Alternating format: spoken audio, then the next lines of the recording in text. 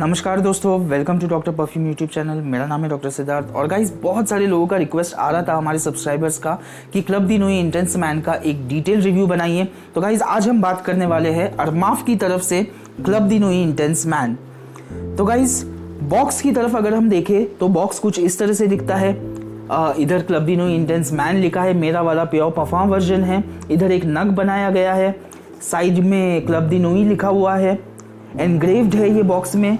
पीछे अरमाफ का लोगो है और इधर उनकी ब्रांडिंग दी गई है। और साइड में जो है, इस साइड में अरमाफ का जो ओरिजिनल वाला सील है वो दिया गया है।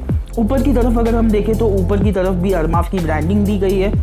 नीचे की तरफ बैच कोड और बार कोड दिया गया है। आप अपना बैच कोड ऑर्डर करने के बाद चेक भी कर सकते हैं, बार कोड से ओरिजिनल है कि नहीं वो भी चेक कर सकते हैं। बॉक्स के अंदर अगर गाइस हम देखें तो यहाँ पे अरमाफ ओरिजिनल करके लिखा है, जो कि एक ओरिजिनलिटी का साइन है। अगर आप चेक करना चाहते हैं कि आपका वाला अरमाफ ओरिजिनल है कि नहीं, तो ये बहुत अच्छा तरीका है चेक करने का। बॉटल की तरफ अगर हम आ जाए तो मुझे इसका बॉटल बहुत ही प्यारा लगता है। 150 ml की इसकी क्वांटिटी है और ये प्योर परफ्यूम वर्जन है। EDP और प्योर परफ्यूम वर्जन ये दोनों 150 ml में आते हैं। EDT वाला जो वर्जन है वो 105 ml का आता है।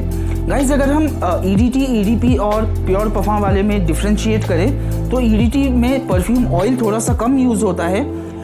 EDP में थोड़ा सा EDT से कंपैरेटिवली ज़्यादा परफ्यूम ऑयल यूज़ होता है। और प्योर परफ्यूम वाले वर्जन में EDP से भी ज़्यादा परफ्यूम ऑयल का कॉन्सेंट्रेशन यूज़ होता है, जो कि उसको बहुत ही बेहतरीन एक लास्टिंग देता है और अच्छा खासा हमको प्रोजेक्शन भी मिल जाता है।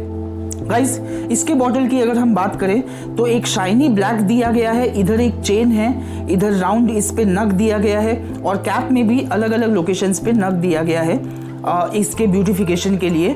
साइड में इधर भी क्लब दी नोई एनग्रेव्ड है और पीछे ब्लैंक है। तो गाइस, अगर हम कैप के बारे में बात करें तो कैप ठीक ठाक है, फिट हो जाता है, मगर मैं कैप से पिकअप करने का सजेशन नहीं दूंगा।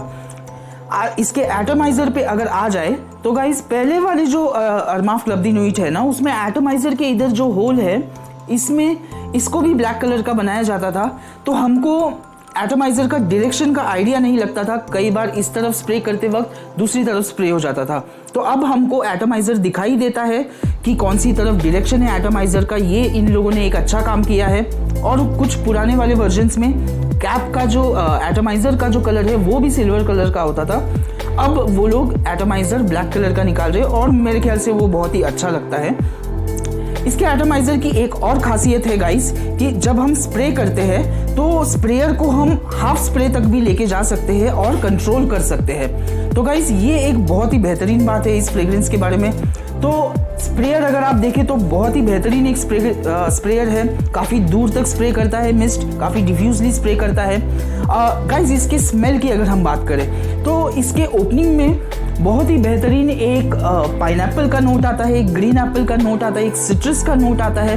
मिडिल नोट्स में इसके एम्बर का यूज़ किया गया है, वुडी नोट्स का यूज़ किया गया है, हल्का फुल्का रोज का यूज़ किया गया है। बेस नोट्स में इसके मस्क का यूज़ किया गया है। और प्रोमिनेंटली बेस नोट में जाने के बाद, ड्राई डाउन के बाद, पहले आधे से 1 घंटे के बाद ये एक पाइनएप्पल का वाइब देता है, जो कि बहुत ही बीसली परफॉर्म करता है और प्रोजेक्शन में ये बहुत ही बेहतरीन है।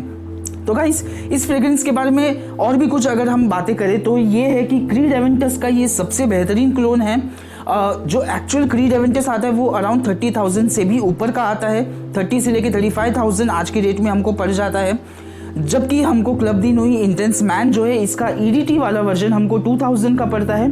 EDP और प्योर परफ्यूम हमको 3000 का पड़ जाता है, क्योंकि उनकी क्वांटिटी भी ज़्यादा है। EDT वाला वर्जन 105 ml आता है और EDP और प्योर परफ्यूम वाला वर्जन 150 ml आता है। तो मेरा वाला 150 ml का बॉटल है, काफ़ी बड़ा बॉटल है। गाइज, इसके प्रोजेक्शन की अगर हम बात करें तो प्रोजेक्शन पहले 3 से 4 घंटे बहुत बेहतरीन प्रोजेक्शन देता है। ऐसा बोल सकते हैं कि जो भी आपके दायरे में आता है, करीब 2 फीट के दायरे में, उसको ये एक अलग सा एक ब्रीज आता है इस फ्रेग्रेंस के स्मेल का। रिसेंटली एक इंसिडेंट की मैं बात करूंगा कि एक शादी में मैं गया था, तो वहाँ पे जब हम डिनर कर रहे थे तो मेरा एक फ्रेंड हर बार जा रहा था और जैसे ही वो डिनर लेके आ रहा था जितनी बार भी वो आ रहा था, ये वो सेइंग कि इसका एक अलग ही खुशबू आ रहा है। तो गाइस कॉम्प्लीमेंट्स में ये बहुत बीस्टली कॉम्प्लीमेंट्स देता है। और गाइस प्रोजेक्शन बहुत ही बेहतरीन है, 4 घंटे की प्रोजेक्शन इजीली हमको मिल जाती है। लास्टिंग की अगर हम बात करें तो 10 आवर्स की लास्टिंग हमको इस फ्रेग्रेंस से मिलती है। हालांकि मेरे कपड़ों से दूसरे दिन भी इसका स्मेल आ रहा था गाइस, इतनी बेहतरीन इसकी लास्टिंग है।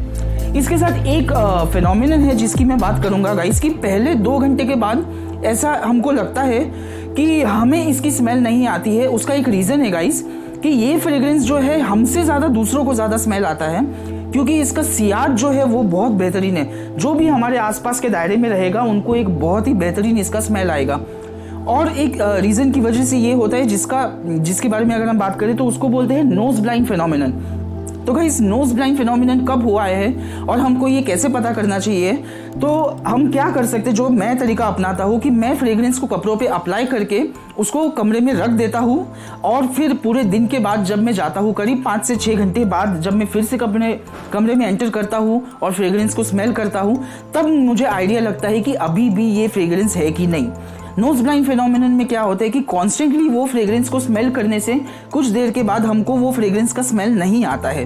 तो इसलिए हम क्या कर सकते हैं कि फ्रेग्रेंस को कपड़ों पे अप्लाई करके एक तरफ रख दिया, बाहर घूम के आ गए, दूसरी तरफ काम करके आ गए, और फिर से जब हमने कपड़ों को स्मेल किया तब अगर हमको कपड़ों से स्मेल आ रही है कि नहीं, तो उससे एक्चुअल लास्टिंग इसकी पता चलती है और उससे हम नोज ब्लाइंड फिनोमिनन को कर्ब कर सकते हैं। और वैसे भी गाइज इसका जो स्मोकीनेस है, उसका जो पाइनएप्पलनेस है, उसका एक ऐसा वाइब है कि दूसरों को इससे ज़्यादा प्रोजेक्शन मिलती है। जो भी आपके आसपास के दायरे में आएगा इसको एक सियाज जैसा, एक बबल जैसा एक आपके 1.5 से 2 फीट के दायरे में बना रहेगा, जिससे कि उनको काफ़ी अच्छा इसका एक ट्रेल मिलेगा।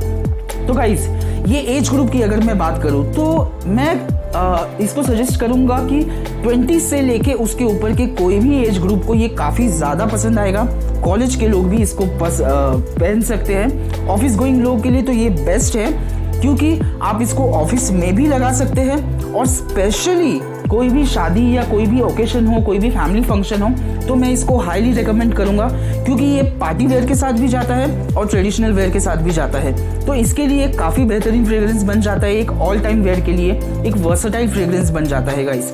तो गाइस यूनिसेक्स भी इसको हम बोल सकते हैं, लड़के और लड़कियां दोनों इसको लगा सकते हैं। अगर आप सोच रहे हैं कि एक हमको एक मिड रेंज का एक फ्रेग्रेंस में इन्वेस्ट करना है 2000 रुपीज़ का, जिसको कि हम ऑल टाइम के लिए रख सकते हैं, हमेशा किसी भी स्पेशल ओकेशन के लिए भी रख सकते हैं, कोई भी फंक्शन आए, पार्टी आए, या नाइट टाइम के लिए, या किसी भी एक स्पेशल ओकेशन के लिए रख सकते हैं, तो ज़रूर आप अरमाफ की तरफ से जो क्लब दी नोई इंटेंस मैन है इसको आप ट्राई कर सकते हैं। मैं कोशिश करूंगा कि इसका लिंक आपको डिस्क्रिप्शन में दे दूं, आप जाके चेकआउट कर सकते हैं। तो गाइज यही था मेरा अरमाफ क्लब दी नोई इंटेंस मैन का एक detail review.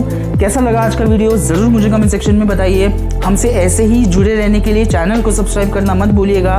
Thank you friends, जय हिंद।